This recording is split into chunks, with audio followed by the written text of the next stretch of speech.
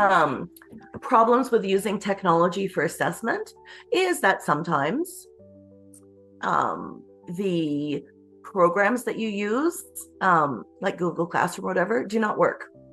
There are also problems where you're trying to do an assessment and the kids can do it from home or they can do it in your classroom and they just can't access the document or the video or something.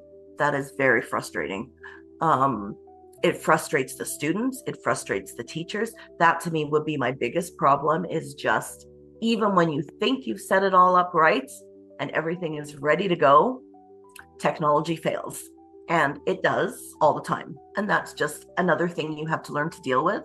Um, but if you're having somebody online who is coming in to do something with their kids and assess them in dance and teach them how to do a hip hop and then assess them, and all of a sudden the video dies, very hard to recover from that and to get back that energy that the children are giving you when all of a sudden it ends abruptly and they feel disappointed.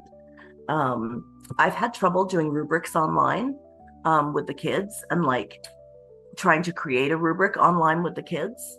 And I must admit, I've wimped out and I just use the chalkboard now, only because I myself do not have the technological skills to pull up two or three different windows so we can work on different parts of the rubric at the same time. So the kids and I create our rubric for our summative assessments together on the chalkboard.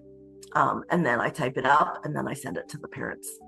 Um, Other faults with technology for assessment, sometimes the programs will not work and you think it's going to evaluate it in a certain way and it doesn't.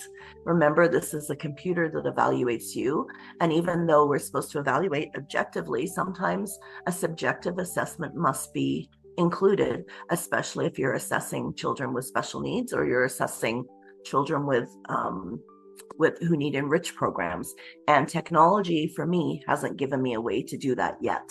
It doesn't have that. Okay, but this child, we need to change and adapt. And there's no way for me that I figured out yet in my little experience is how to take something that is online and adapt it for the kids.